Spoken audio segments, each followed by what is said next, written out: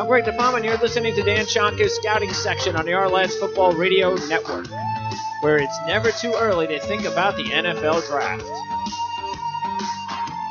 On this edition, Dan will let you know why Mason Rudolph is his number 2 rated senior quarterback prospect. All right, thanks for tuning in to another Dan Shonka's Scouting Section on the Lads Football Radio Network. Mason Rudolph has got a big game coming up this week against Oklahoma and Baker Mayfield, who right now is Dan's number 1 rated senior quarterback prospect. So, Dan, I guess let me ask you right off the bat. Actually, how close is it between Mayfield and Rudolph? And is there still time for Rudolph to beat out Mayfield? Well, to me, the biggest thing between the two guys, because I like both of them as NFL quarterbacks, I just think Mayfield might have, a little more of it, whatever that it is. I like Rudolph because he's really a solid guy and everything too, and he just, I think he's your, prototypical NFL quarterback that's going to be a pocket passer, and he's going to do exactly and coach what he's told to do. He may end up being like an Eli Manning maybe, but he's a little bit more mobile than Eli, a little bit bigger and stronger. But wherever he goes, he wins 2 Super Bowls. People will love him, Absolutely. So, but because he's just a real stable guy. What you see is what you get. You count on him. So I think that whereas a guy like Mayfield, he has those things too, but he just has something that he might be able to pull a victory out of a loss. You know what I mean? Whereas Rudolph might do it occasionally, I think Mayfield might do it on a more regular basis. Well, and is that why? He's a very accurate quarterback. You talk about how he protects the ball the way every coach would want him to do, and he may not have the talent like the wow talent like Mayfield does to light up the scoreboard. But are you looking at a game manager? Is that what Rudolph is? And there's nothing wrong with that. See, I don't even think Dak Prescott is anything more than a very good, above average game manager. He's not a guy that's going to light up the scoreboard for 300 yards passing a week. And maybe he could if he needed to, but that's what I see in Rudolph. Yeah. I tell you, the thing that you want in a quarterback is consistency. And that's what, we talk about repeatable mechanics and things like that. He is very consistent in what he does and has been that way since he's been at Oklahoma State. And, right now he's leading the country in passing. Yeah. And I think that the guy is just, Gundy asked him to do certain thing. He's going to pass Gundy and all-time passing in Oklahoma State history and things like that.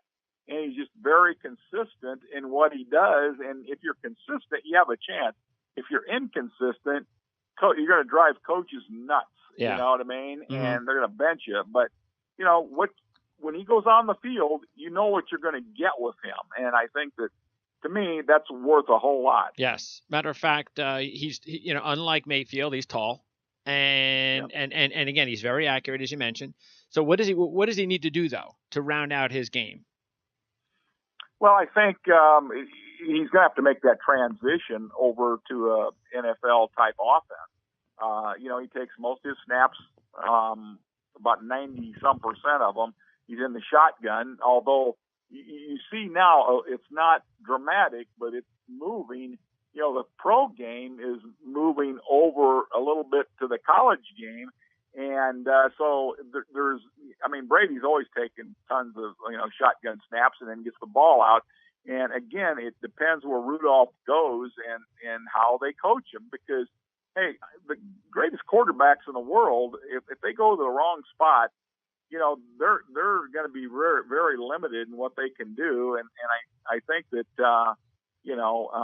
Rudolph has got to go to the right place and not and have some offensive coordinator think, well, you got to be in the system 3 years before you get on the field.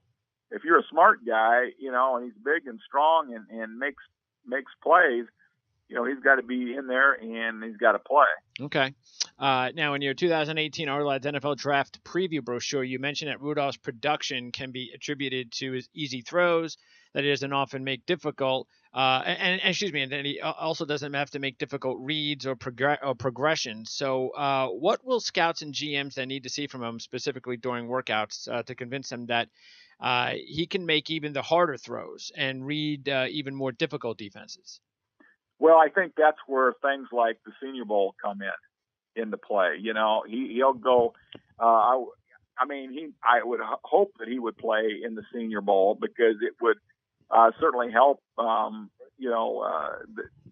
the scouts, will see him or try to have him answer different things on the football field when he's in that pro style offense. They'll be able to see those things, and that's what Dak Prescott did. Dak Prescott went to Senior Bowl and was the most valuable player in the game, and he came from a spread system and goes in there and does a nice job. And so I would hope that Rudolph could increase his stock by going there, and that would be one way. Of course, your workouts they'll all can. Every team has the throws that they use in their particular system and their terminology, and they'll have all that stuff. And I would think because his work ethic, he'll do, very seldom, Teddy Bridgewater is probably the only one that kind of collapsed in a pro day.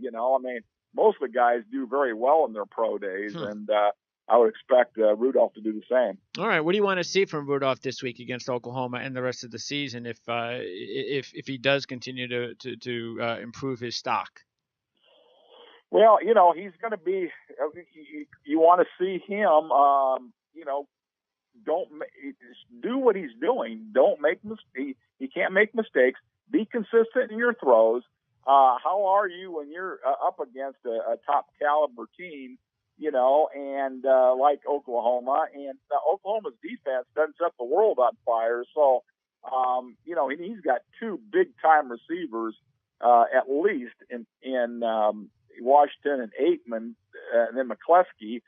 He's got three there that are awfully good, and they're going to cause problems for the Oklahoma secondary. And I think that Oklahoma's going to try to pressure him and try to get him to get that ball off quicker than he wants to. And but I just want to see him hold up and do what he's been doing. Show that good poise, get that ball out and down the field. Don't turn the ball over, and that's going to be critical. The team that doesn't turn the ball over is going to win, and it might not be the quarterback. It might be the running back. Sure. Turning the ball over, fumbling it or something. So, yeah. But that's the big thing. To do what you do and keep on doing it. All right. And lastly, is it possible for Rudolph to hear his name called first in April?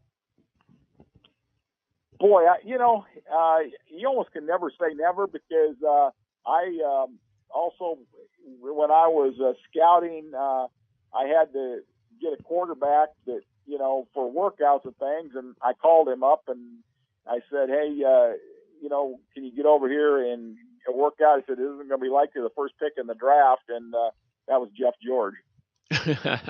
So, I guess, hey, if somebody likes you, like, Mahomes, hey, Kansas City favored Mahomes over Watson. Okay. Yeah, sure. And they probably still do. Yeah. They love him in his campus, things like that. And Houston, they loved Watson. And then, Trubisky was the guy for Chicago. So it's possible. He's got the talent. In other words, it wouldn't be a big shock to you. He definitely has the talent to have his name called first, like compared to other quarterbacks that you've heard get their name called first in drafts. He's not as athletic as the three guys I just mentioned. Yeah. So that would surprise me. That would surprise you. Yeah. Right. He's not as athletic, but I could see him. And he's going to be compared to Whedon. They're going to say, "Oh, look what Whedon did." Well, Whedon was very accurate, and he was, he had threw a fastball, he had high percentage in that offense. He read part of the field, and and but unfortunately Whedon ended up going to Cleveland, so Yeah. that's the killer for everybody. So normally speaking, then, where do you think his ceiling would be in the draft right now? Oh, I would say that in the middle of the first round somewhere. Okay. So you don't even think he'll be in the top 10? Well, hey, the way crazier things have happened. Risk for quarterback. Yep. Yeah, hey, I didn't think Trubisky go number 2. That's true. That's for sure. And so now I tell you what, all bets are off. I mean, if somebody likes you, they're going to jump up and take you. So especially a quarterback, and everybody needs one that doesn't have Tom Brady and Aaron Rodgers and et cetera out there, Russell Wilson's, but or 10 or 15 of those guys. I tell you one thing. Who ought to consider him real strongly if he's there too is probably the Steelers. Yeah, that's true. There are teams like the Steelers that got to be thinking about a quarterback real soon. All right, Dan, I appreciate it. Thanks for your insight on Rudolph, and we'll talk to you again real soon. You betcha. Thanks a million, Greg. Thanks, Bye Dan. now. All right, that's Dan Shonka, and we are going to be back again later this week. We've got another player profile. We'll talk about McGlinchey from Notre Dame and many more to come before the NFL draft here on Dan Shonka Scouting Section on the Our-Lads Football Radio Network, where it's never too early to think about the NFL draft. You can go to ourlads.com and order a subscription of your choosing, including the 2018 Our-Lads NFL Draft Preview brochure that's available right now. Thank you for tuning in to the Our-Lads Football Radio Network.